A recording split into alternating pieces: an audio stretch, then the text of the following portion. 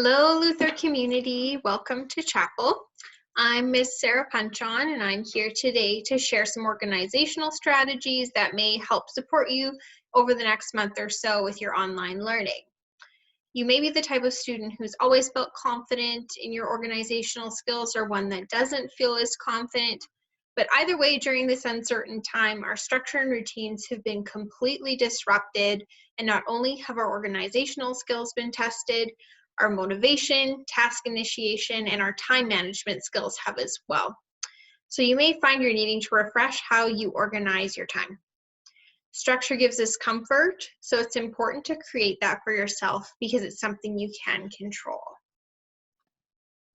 Personally, I find that if I give myself too many options of when I can do something, I'm less likely to do it. This is kind of like when you go to a restaurant and the menu is quite large with a lot of options. It's almost harder to decide what you want to eat rather than if you had just a small menu with a few options. So I'm going to show you 3 ways to schedule, organize, and manage your time as you navigate your classes and other life demands. All of the resources I share are going to be available on a Google Classroom I've created. I'll share the code at the end. And I should mention that all of the assignments and the class times that I've included in the examples are not actually real, so don't follow them for your class times. I've just made them up as an example. So I'm going to start large and narrow it down as I go. So first, I'm going to start off with, what does your month look like? So I'm just going to share my screen with you here.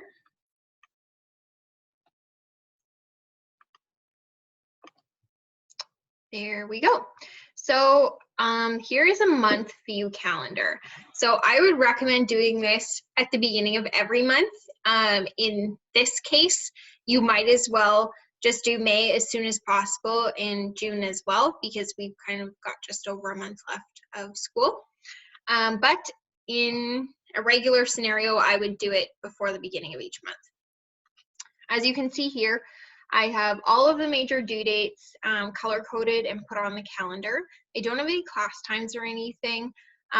This is mainly just to outline major due dates so you can see where your assignment hotspots are and you can manage your time a bit more efficiently. So you can see here the week of the 11th, there is quite a bit due. There's a couple of things due in one day in a couple cases.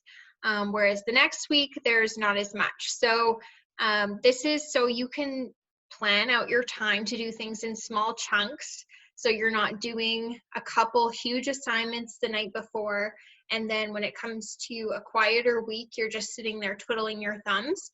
This is meant for you to be able to plan out your time to do things in small chunks in an ongoing fashion. So I would recommend everyone do something like this, whether you're super organized or you're not so organized.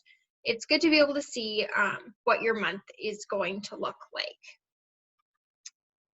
All right, so next, if you're not as structured and you need a little bit more guidance on what to do day to day, I would do a week view calendar.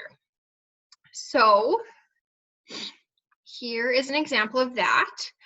So this is something I would do every Sunday night. And I've got a blank template here that you can print out and fill out on Google Classroom. But as an example, here I've included when all of your class times are and when the office hours are that you might want to attend. And then at the bottom, it's got a to-do list of what you can do every day. So you might need to watch a recorded lesson. It outlines when you need to get homework done, maybe some personal things. So this is a good thing to do on Sunday nights. You can see what the week's going to look like in more detail. You can accordion fold this as well if you'd prefer to just look at one day at a time. And this is also a good thing to just fill out and put on your fridge so your parents know what your schedule is going to be. And so you know what it is, so everyone can help to keep you accountable. And next, if you need even more structure, I've got a daily schedule. So this is something that would be good to fill out before you go to bed the night before. And so you wake up the next day knowing what your plan is. Because sometimes when we have a ton of time in the day, by the end of the day, we haven't gotten anything accomplished and can't really figure out why. I know that's definitely happened to me. So this is a really good solution. So you're planning out every hour and you know when you're going to do what. So here I've got when you're going to wake up, when you've got class, some exercise, maybe you throw in some office hours you'd like to attend, chatting with friends, structured homework time. So this is really to keep you on track, and I would check off things as you go. That'll help you feel like you're getting some things accomplished.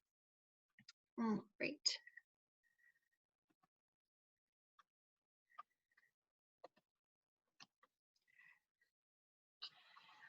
So some other tips to keep you organized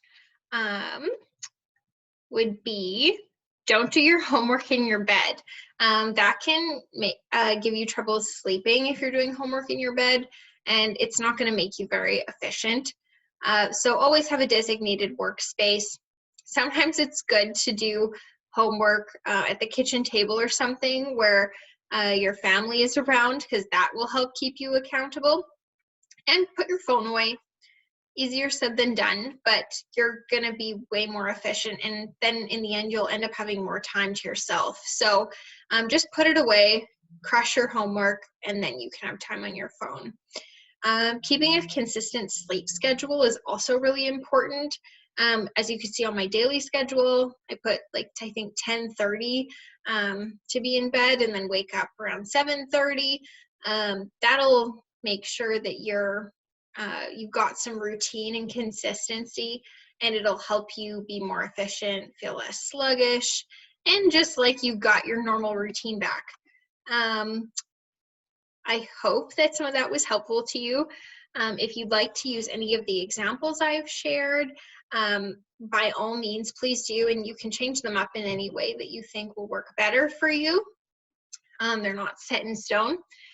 So I've got my organization tips Google Classroom started, and I will just get up the code for you.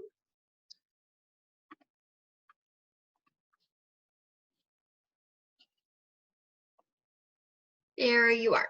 So it is WZ6HUY5.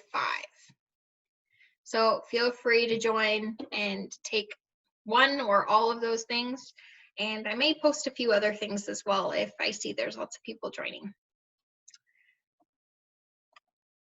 All right. So thank you so much for listening today, and I hope to see you all soon. I hope you're well. Blessings on your day. That concludes chapel.